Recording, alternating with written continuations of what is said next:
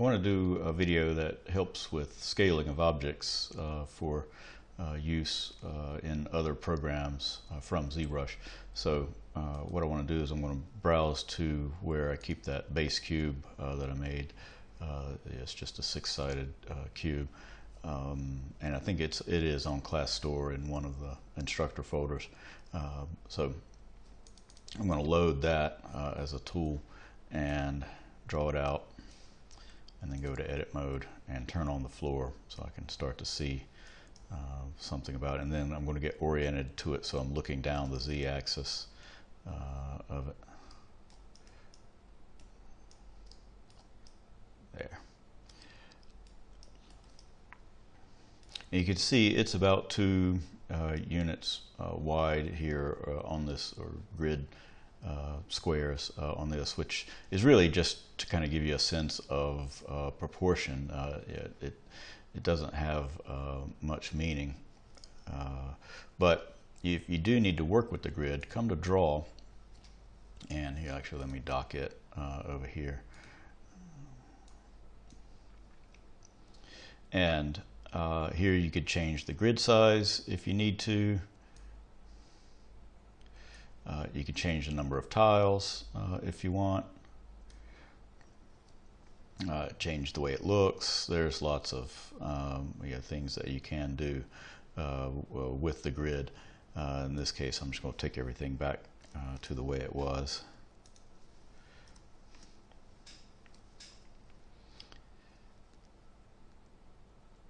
And let's see, let me undock that. And the next thing I want to bring up is the Z plugin with the 3D print exporter here. So let me dock this menu over here. You can it should default to whatever. I think if you update the size ratios, it'll look at the bounding box of any of your items here and describe that. So for instance, if I have, right now I've got a cube, so all of these are going to be the same.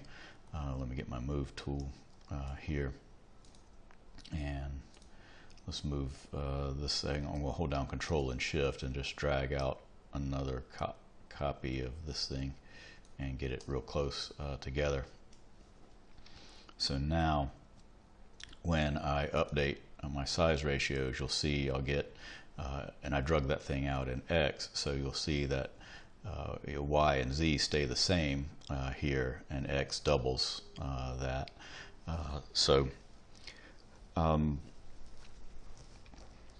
You understand what's going on with this.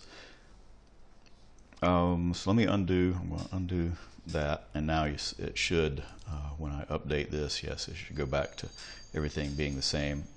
And say I want to export it as a 1-inch cube, I could come to any of these dimensions, type in 1, press enter, and now you see all those update. And if I want to export in millimeters, I can switch to that, and you can see it's 23 or 25.39, so 25.4 millimeters roughly, or as close as it can get.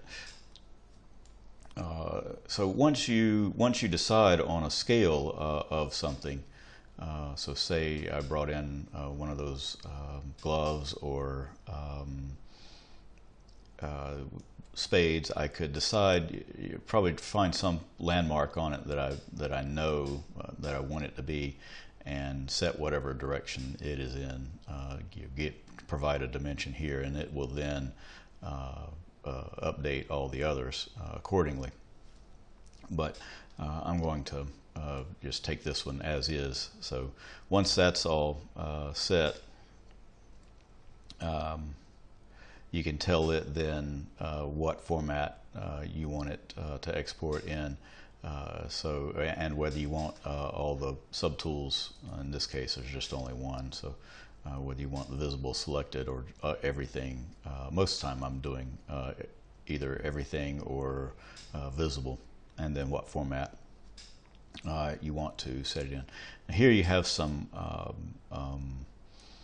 advanced options, and so here you can see it's going to move that to the origin, and then yeah, here's same bounding box for all subtools, or whether you want it to create a unique box for each subtool. But there it's going to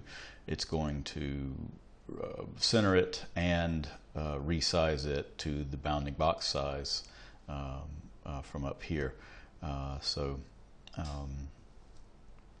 Right, and then here's a little bit more about sizing the bounding box. So I would suggest doing a few tests before you are ready to put these things out, either to go to 3D printing or to go to another modeling package. So right now I'm going to leave this thing in my millimeters because that's usually what I work with in SolidWorks. So I'm going to take it to that, and I may actually take this to a in fact, let's take this to a known or an even size there, so 40 millimeters for that, and then do let's come down to my STL export here and click that, and then tell it where I want to go with it. I've already done one test, so let's do another one. And those were successfully exported, so let's Alt-Tab over to SolidWorks and do File, Open, and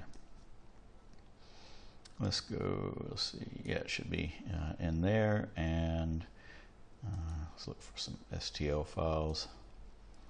There's that base cube 2, and then under my options I'll want to tell it what unit to use. Yes, so millimeters, whether I want it as a graphics or solid body, and whether I want any texture information brought in. In this case I don't have any, so I'm not going to worry about that, and then say OK.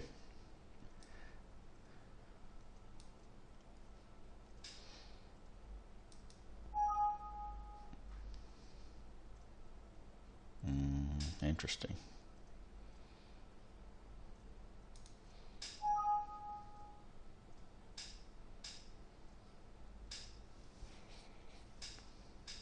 And I'm not going to run any import diagnostics on it.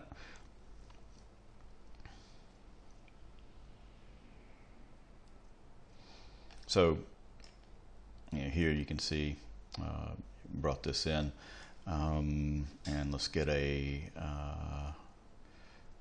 tape measure and let's check it out. And my measure's in inches, so let's go to millimeters, and yes, 40 millimeters. You have lots of options. Do some tests. If nothing else, just do a quick test on a base cube to get a sense of what's happening when you export.